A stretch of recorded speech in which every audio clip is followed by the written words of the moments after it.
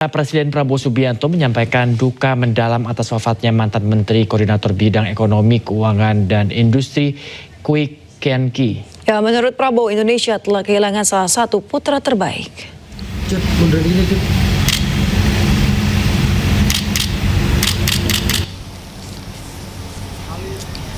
Pemirsa, Presiden Prabowo Subianto tiba di RSPAD Gatot Subroto, Jakarta Pusat pada Rabu siang.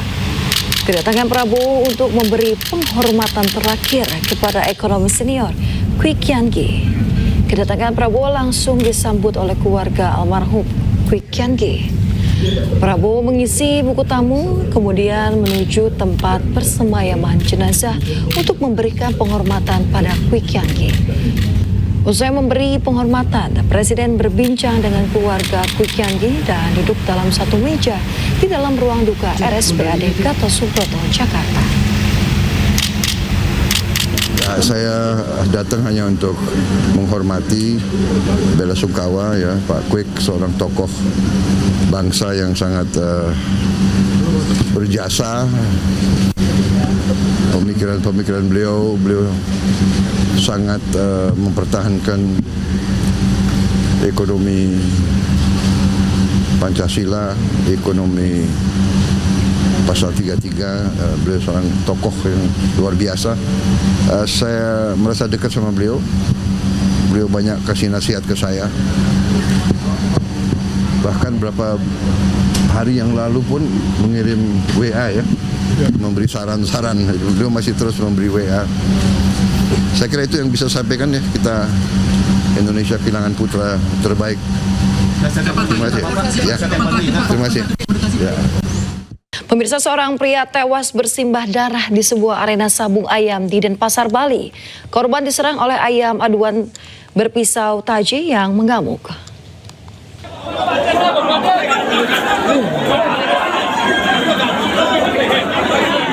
Video amatir menunjukkan kondisi saat sejumlah warga yang berada di arena sabung ayam di kawasan Jalan Sokosati, Denpasar hendak mengevakuasi korban Inengah S yang mengalami luka. Namun naas jiwa korban tak tertolong. Korban meninggal saat dalam perjalanan ke rumah sakit. Peristiwa terjadi pada Minggu sore. Saat itu, 2 ayam aduan hendak dilepas untuk diadu dan telah dilengkapi pisau taji. Namun saat dilepas, salah satu ayam mengamuk dan menyerang Inengah S yang kala itu datang ke arena untuk menonton sabung ayam. Korban mengalami sejumlah luka terbuka akibat sabetan taji yang terpasang pada kaki ayam yang mengamuk. Ayam mengamuk, jadi ayamnya karena mengamuk dilepas oleh salah satu pemain itu. Korban mengalami luka-luka sehingga meninggal dunia. Artinya status korban ini bukan pemain ya Nana? Bukan pemain, dia penonton. Jenazah korban telah dibawa pulang ke kampung halamannya dan diserahkan ke pihak keluarga di Kabupaten Karangasem. Dari Denpasar, Indira Ari, iNews melaporkan. Pemirsa, seorang pria babak belur dihajar massa setelah kepergok mencuri sepeda motor di parkiran kampus. Polisi pun datang ke lokasi menyelamatkannya dari amukan massa.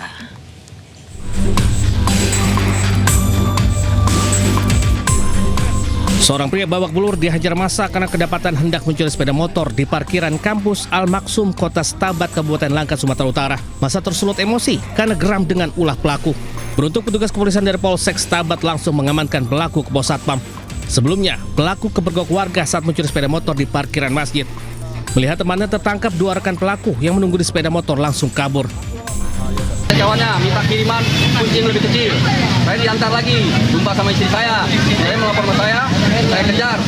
Baru mereka masuk ke tengah, saya tangkap pura-pura menjadi kawannya mahasiswa sini semester 2. Sementara di kampus kami tidak ada semester 2. Dari situlah baru kami buktikan, kami periksa, di kantongnya dia marah. Polisi sempat kesulitan saat mengevakuasi pelaku dari amukan massa. Meski demikian, ia akhirnya bisa dibawa petugas ke kantor polisi. Dari Langkat, Sumatera Utara, Erwin Syah Putra Nasution, iNews melaporkan. Pemirsa, aksi pencurian kabel lampu penerang jalan terekam kamera warga di Bandung, Jawa Barat. Pelaku nekat menggali tanah demi kabel tembaga.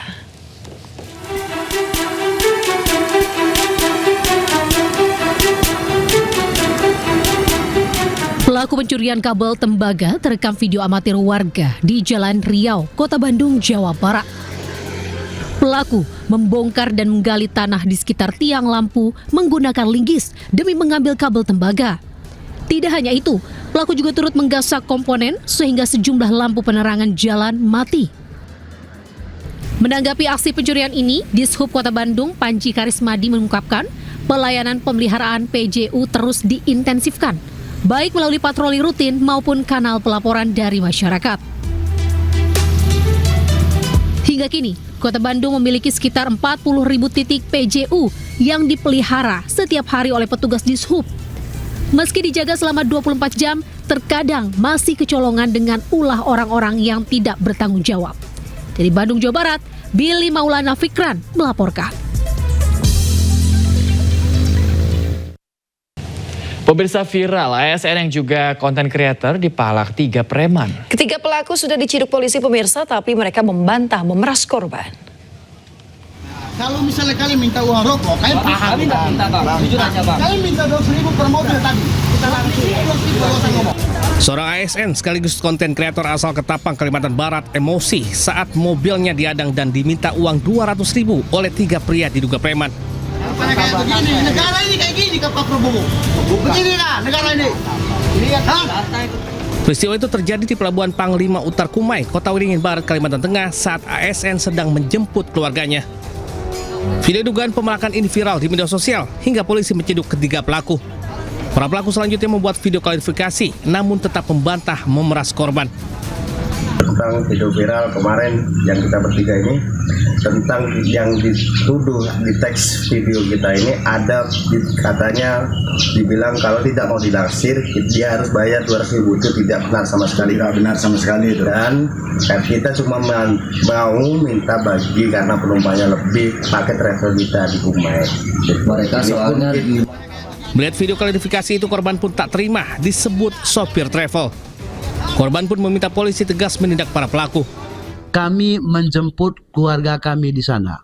Lalu kemudian kejadian ini adalah sebuah tindakan premanisme menurut saya. Dari Kota Waringin Barat, Kalimantan Tengah, Sigit Zakwan, iNews melaporkan. Pemirsa, 2 pelaku pencurian laptop yang tertinggal di komuter lain berhasil ditangkap oleh polisi. Ya, kedua pelaku ini berprofesi sebagai pengamen, pemirsa.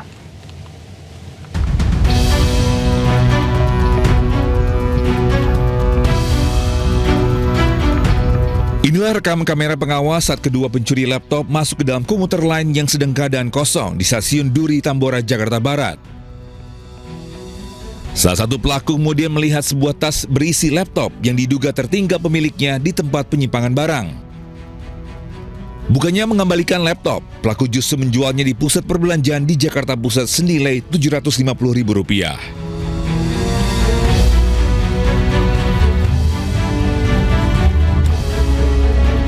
Mendapat laporan, polisi unit Reskrim Polsek Tambora bergerak cepat dan berhasil menangkap kedua pelaku di rumah kontrakan di kawasan Stasiun Manggarai dan Kali Anyar, Tambora, Jakarta Barat. Kedua pelaku yang berprofesi sebagai pengamen memang kerap mencari kesempatan untuk mengambil barang penumpang yang tertinggal. Dari pemeriksaan sementara diketahui keduanya sudah beraksi selama 5 tahun. Atas perbuatannya, kedua pelaku akan dijerat dengan pasal tentang pencurian dengan ancaman hukuman 5 tahun penjara. Dari Jakarta, Miftah Fulgani, iNews melaporkan.